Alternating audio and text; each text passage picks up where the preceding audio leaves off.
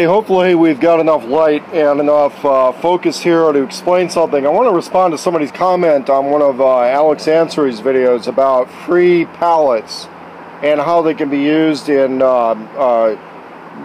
alternative construction. That's much easier said than done. And when people are talking about using surplus lumber, okay, I'm all about surplus and cull lumber, meaning that it's relatively recently manufactured lumber from construction sites that have leftover stuff. Like, for example, some of the 2x3s we got here were leftover from an office remodel. Other stuff we bought.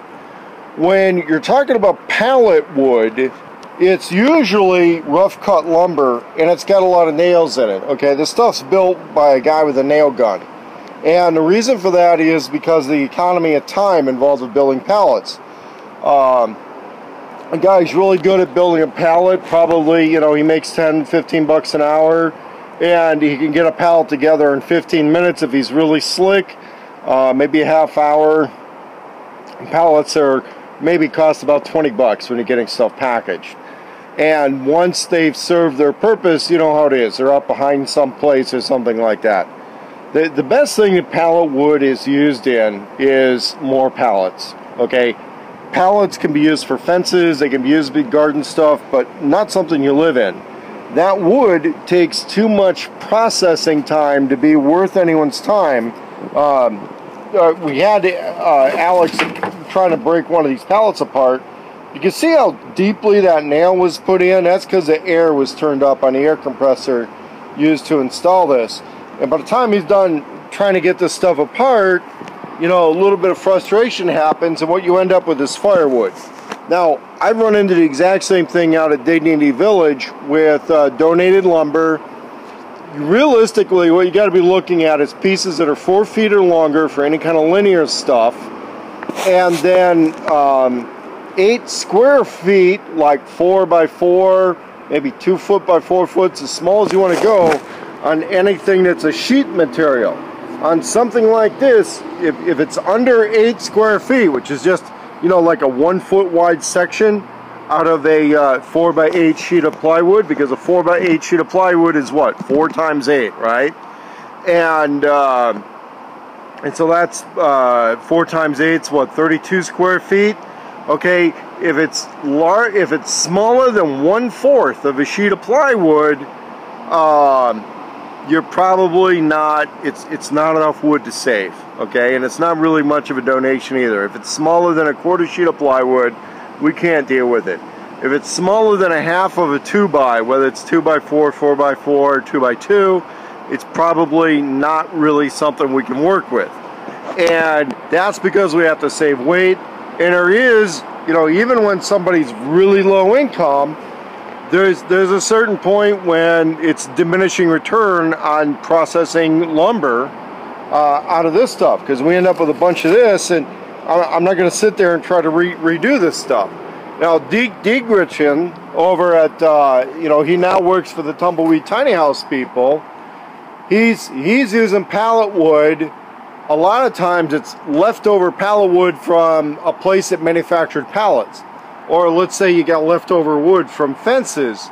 But when you're looking at something that's going to be mobile, you're better off looking for brand new material that's left over from a job site overage. And that's what we've been able to turn on to, because the pallet thing, you don't end up with much usable wood for the amount of time you spend. And if you live in a place with a functioning economy, it's better to go out and do day labor and just buy new lumber at Home Depot or Lowe's or Par Lumber, or kind of check your local Craigslist for leftover from other people's construction site. Now, one other source of okay salvage lumber is interior lumber in houses. Now, that's what this came from. This was this marking and everything on here, I think, is from the either from the 70s or 80s, especially if it was something used on built-in cabinets or something like that. You can see how straight that is. That's okay salvage lumber. If you get much older than the 1970s, then you might run into something that's got lead-based paint or something like that. Another kind of okay source of some lumber is old furniture. For example, picked up an old dresser on the side of the road that we may end up incorporating part of this dresser into the interior of the trailer. Okay, we may be incorporating part of this into the interior. That couldn't work. Okay, we can build that into the front, and there's a chance that we can incorporate that in, and I'm thinking it'll work if it's up toward the front. We'll incorporate that in up here, and then you know, another section might be like a closet or something like that. But pallet wood on a trailer, you know, it's easier said than done. And the people who are doing it are, in my opinion, being very wasteful of the labor resource. That's why when you see it commercially done, like where somebody's actually trying to get paid for doing that type of stuff, it's just not realistic. Or you'll see unrealistically high prices on this stuff. And we're better off being on budget, earning the money, and then maybe shopping for deals on real valid new lumber that's not horribly warped or undersized or something we're going to have twice as much gluing and screwing to be able to deal with it. The other thing is, on the economy of a build, you know, some things are economical, like nailing instead of screwing, or not using glue everywhere, but in the long run you could be making more work for yourself. For example, when we attach the sides here, we didn't glue it on because we weren't sure of the sizing on the spacing and the warpage, whether or not being on the sawhorses was going to have this thing straight enough to work with. So what's going to be necessary is another runner along here that's glued, and then the two runners attached to each other, so that we have more linear support on this piece, because of the ways they actually, the overlap is that the side is not sitting on that base. I wanted to salvage at full 4 feet of width.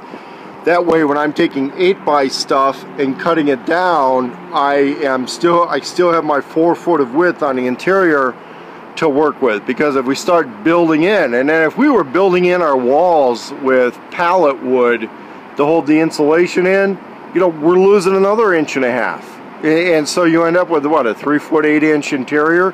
That's not going to work. We've got a 4x8 trailer.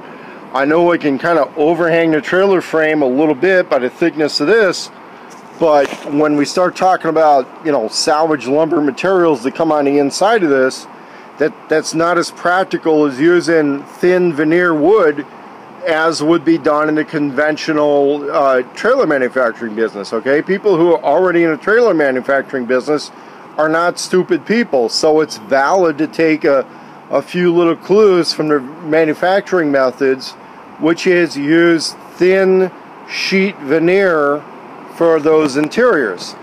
Fortunately, because we're buying this in very small amounts, we're able to shop Craigslist for leftover materials from other people's job sites, as opposed to trying to take everybody's free advice and break up pallets and end up with this kind of stuff.